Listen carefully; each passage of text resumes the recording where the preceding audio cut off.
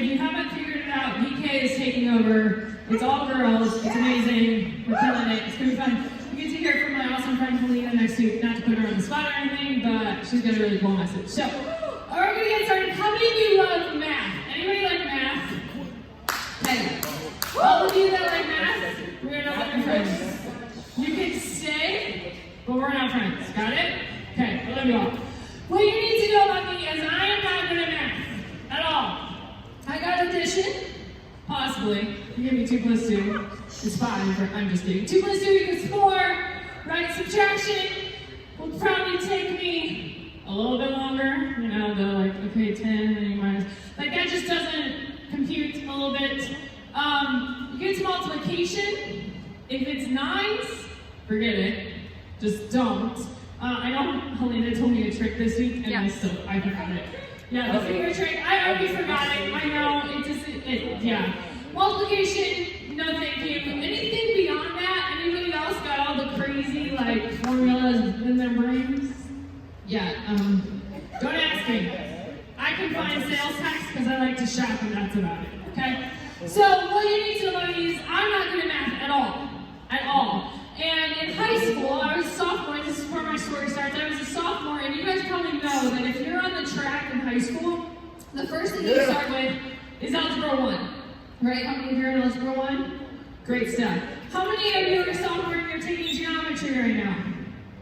No one? Okay, you all are smarty pantses. Cool. Then if you're a junior, you should be taking Algebra 2, or if you're super smart, you take pre-calc. And then if you're super smart, you take like calculus 149,072,072. As you know the story goes, I didn't get that far.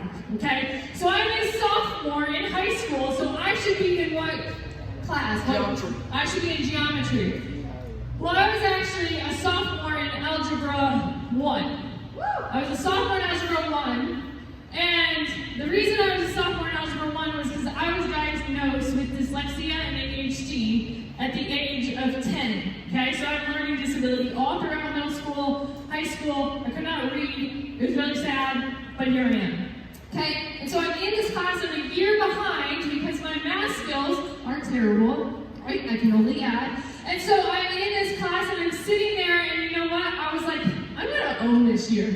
Anyone ever walk into the first day of school and go, I'm gonna own this year. It's gonna be the best year ever. I'm a sophomore. I'm not a freshman anymore. I'm the coolest, but you're not at all. But you're like, I'm the coolest. It's going to be great. You know, it's fine. So I walk into my math class, and I sit down, and being an APD person, anyone else APD out there? You want to claim yourselves? Okay. There's lots going on. Like, Robbie talked about distractions. There's lots going on, right? So you always want to pick the first row in the class. But I decided, well, I'm a sophomore, so I probably shouldn't pick the first row. So I'm going to pick the third seat in the row, because then I'm like in the front and in the back. And so a freshman ended up sitting in front of me, and she looks at me, and you know that look that people give you? And they're just like, what are you doing here? You know that look? Everyone make that look to your friend, right? You're like, what is going on, right? She gives me that look, and she straight up asks me, she's like, why are you here?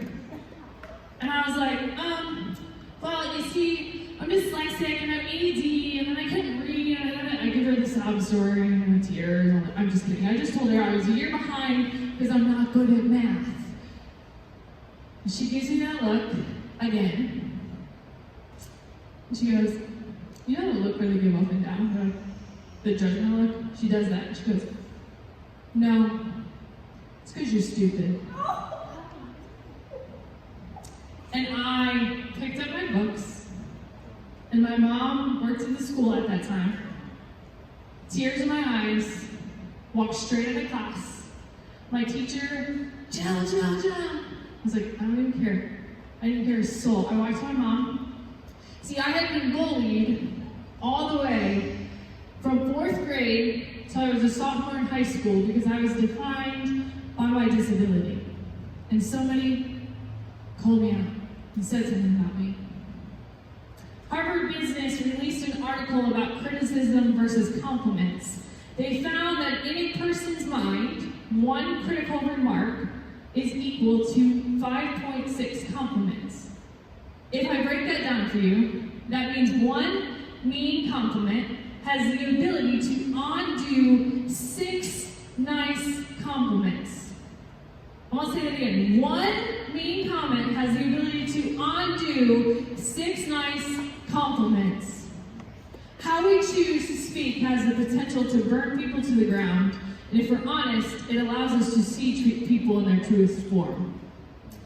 Melissa spoke from the book of Proverbs last week. We're using the book of Proverbs because Proverbs was written by this guy named Solomon, and Solomon actually became king, and there was one thing that he asked God before he became king, and I thought it was the smartest thing he could have done, is he asked God for wisdom, right? He was one of the wisest people that we know, and he brought us books of Proverbs and sayings and things that we can live by because he wants us to know how to live in truth and peace. And so he brings us Proverbs 18:21, which I want to speak to you guys about today. And that is, death and life are in the power of the tongue. Those who love it will eat its fruit. So Solomon isn't saying we have the choice between life or death. What he's saying is our tongue is equal to life and death. And when we speak, we create both life or we create death. See, when we encourage our friends, we speak life into their self-esteem, right? When we speak death, we speak into their doubts, their biggest fears, their failures. And when we speak and gossip about each other, the opposite happens. See, we speak life into their doubts, but death to their image and who they are and who they see themselves as. Then Solomon says this weird phrase, you will eat its fruit, right? You will eat its fruit of what comes out of your mouth. He's not literally saying fruit, although how many of you love fruit? I love fruit. Yes, it's one of my favorite parts of summer. I'm glad summer is over. Thank you, goodbye. But I love the fresh fruit. He's not saying you're going to eat the fruit. See, what he's telling you is the words that you speak will have consequences for your future. The words you speak will have consequences on your future. See, how you speak in high school, which is where you all are now, is what your reputation is going to be. And you probably all are attached to this already. You know this. Freshmen, you're probably learning this. Seniors, you probably really know this. You're stuck to an identity. You are who you are because of how you were your 3 years leading up to high school. And here's the thing. When you get out of high school, it follows you. It's not just about high school, it's your future. Because your words have consequences. I want to simplify this. If you don't own your words, they will eventually own you. If you don't own your words, they will eventually own you. How many of you love binge watching shows? Anybody? Kid Nation. Kid Nation? I've been watching Kid Nation. I haven't watched that yet. It's such a good show. So, it's the best weekend activity. Anyone else disagree? If you can leave the room, right? No, binge watching is the best. You get your sweatpants on, you get your snacks, you get your cookies, you get your coffee, because I know you guys probably drink coffee and hot chocolate or whatever you want, and you just sit down on the couch, and you're like, I'm going to watch 7 seasons of this show, and I don't care about anything, right? And that's what I got to do this weekend. I had a chill weekend, I had nothing going on, and I decided to binge watch The D'Amelio Show. What is she talking about? Nice words. We're just talking about how your words can be life or death, everybody. Okay, but I was just going to say this phrase, and then it's, okay. So before you say anything, because I know you all have thoughts on this show, because you just voiced them, I want you to watch this clip. And I'm gonna make breakfast. The whole internet jokes about how I have no style. I have style.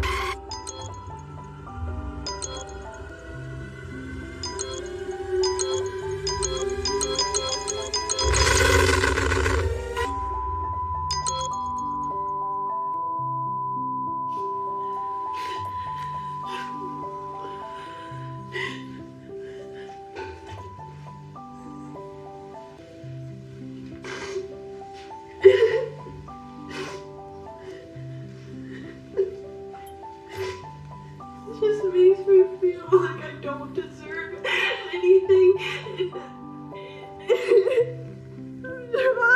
I'm trying to do everything I can to better myself, and it just gets worse.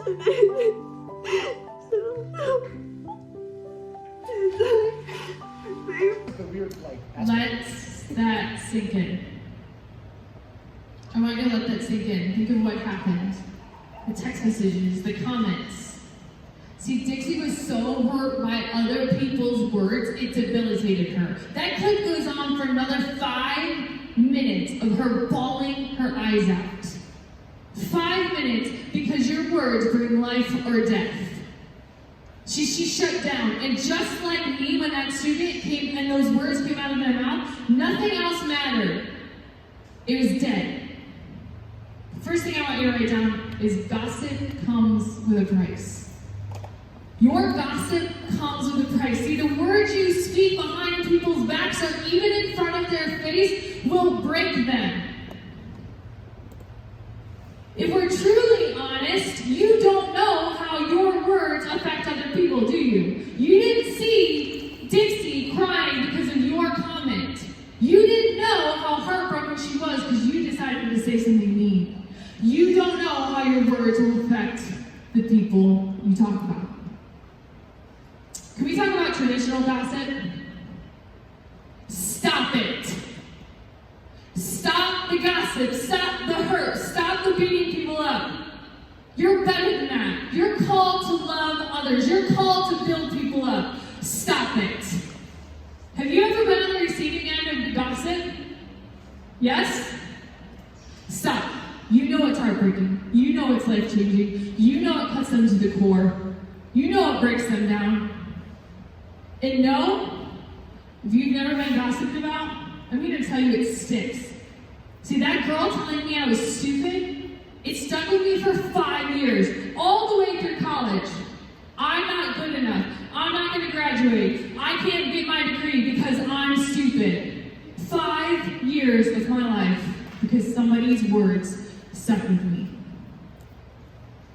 I want to talk about social media. If you're not willing to say it to somebody's face, why would you even think about posting it? Why would you think about posting something that you're not going to say to somebody's face? So you can hide behind it? So you can fake it? Don't even think about it. See, you saw what the comments did to Dixie.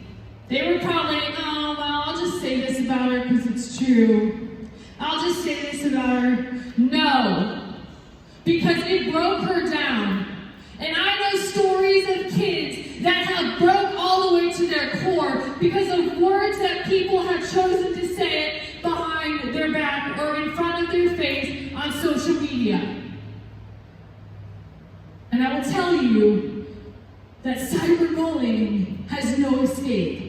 No escape. It invades your safe space. It's in your pocket right now. You understand that there's no way to get away from it. When I was bullied, I could go to my bedroom and cry. Right? I'm that old. I didn't have a phone in my pocket constantly dinging and telling me how worthless I was or how stupid I was because it was right here. I could escape it, but the people that you're springing life or death into with your words can't escape your evil words because it's in their pockets. It's surrounding them. The second thing I want you to write down today is your words reveal what's in your heart. Your words reveal what's in your heart. And whether you mean it or not, people will take what you say and they'll figure out what you're passionate about. See, if you tear people down, the world will assume that you're passionate about being cruel, evil, beating people up, not caring about humanity, not caring about the value or the image of how God's people were made. If you're encouraged, the world will assume that you're passionate about building people up, seeing who they are, who they live by, what they do.